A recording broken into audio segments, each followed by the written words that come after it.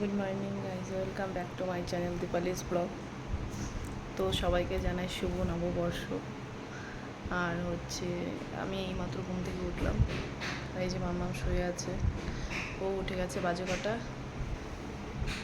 8:30 বাজে। এখন আমি জলখাবার করতে যাবো, মানে ব্রেকফাস্টটা বানাবো। তো চলো ব্রেকফাস্টটা বানিয়ে।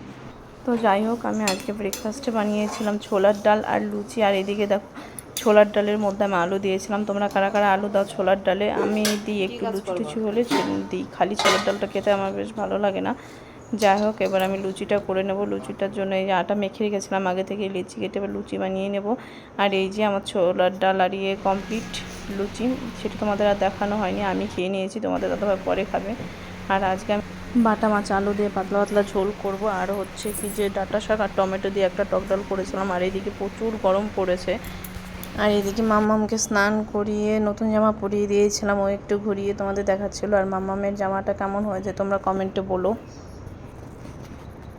আর এদিকে মাম্মামের ঘুরতে ঘুরতে না মাথা ঘুরে গেছিলো, দেখো পড়েই যাচ্ছিলো লাস্টের দিকে। আর এদিকে আমার আজকে মেনুতে ছিল শাক ভাজা, আর এই যে বাটা মাছ দিয়ে ঝোল, আলু দিয়ে ধনেপাতা দিয়েছিলাম ওপরে একটু।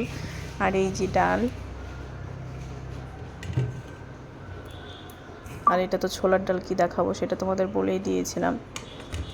আমার স্নান করা কমপ্লিট। আর এদিকে দেখো বাবাও চলে এসেছে, বাবার আসার কথা ছিল আজকে, তাই বাবাও চলে এসছে। আর এদিকে মাম্মাম কত খুশি হয়েছে ওর দাদুকে পেয়ে, দৌড়ে গিয়ে কোলে চেপেছে। এই ব্যাগটাও ঘরে আনতে দেয়নি এমনকি। আর এদিকে তোমাদের দাদাভাই দাঁড়িয়ে আছে, ওর সাথে আমার একটু ঝামেলা হয়েছিল। বছরের প্রথম দিন আমাদের শুরু হয়েছে ঝামেলা নিয়ে। তো যাই হোক, আর ও মিষ্টুকে দেখে আমারও মনে পড়ে যায় যে আমার দাদু কোথাও গেলে আমরা দৌড়ে যেতাম বোনেরা, গিয়ে বলতাম কী এনেছো কী এনেছো।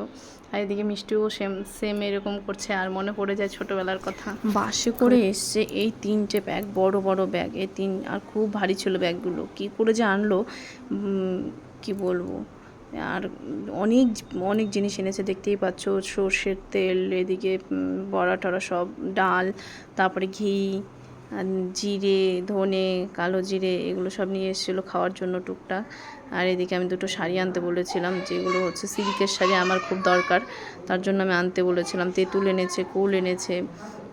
এখান থেকে যে আমি কুল এনেছিলাম, সেই কুলগুলো না, কুলের মধ্যে পোকা ছিল। আর সেই কুল দেখলে পরে আর খেতে ইচ্ছা করে না খেতে, আমার তো বিশেষ করে। আর এদিকে মাম্মাম কলা নিয়ে খেলা করছিল, কলা খেতে খুব ভালোবাসে ও। ফার্স্টেই দেখো একটা ও খাবে কলা, আর ও ভালোবাসে বলে ওর দাদু নিয়ে এসেছে অত দূর থেকে। আর গাছের কলা বলে আরও বিশেষ করে এনেছে। আর এটাও মাম্মামের নতুন জামা।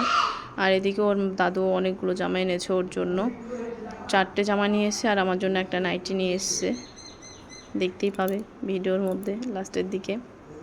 এই দেখো, রসুন, পেঁয়াজ সব বেরোবে এখন। ওইখান থেকে একটা জামা বের করে মামামকে পরিয়েও দিয়েছিলাম, দেখো কেমন লাগছে মামামকে। আর এদিকে দেখো, পয়লা বৈশাখ আমার ঘরে চলে এসেছে নতুন জিনিস, ইনভাইটার।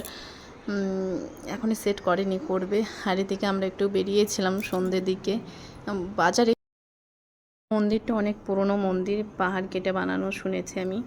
আর এই কদিন আগে এই মন্দিরে গান হলো, এত ভিড় ছিল, বাজারে ঢোকার জো ছিল না। মানে বাজারে তো ঢোকা দূরের কথা, বাইক রাখতে হতো, ওইদিকে হেঁটে হেঁটে আসতে হতো বাজারে। আর এই দেখো মন্দিরটা।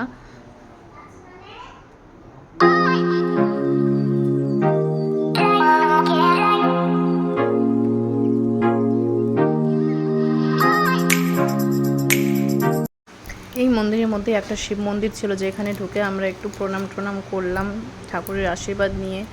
তারপর আমরা বাড়ি চলে এসেছিলাম। আজকের এই ভিডিওটা তোমাদের কেমন লাগলো? ভালো লাগলে কমেন্ট করো, লাইক করো আর শেয়ার করো। আর নেক্সট ভিডিওতে আবার দেখা হবে তোমাদের সঙ্গে। চলো টাটা, বাই বাই।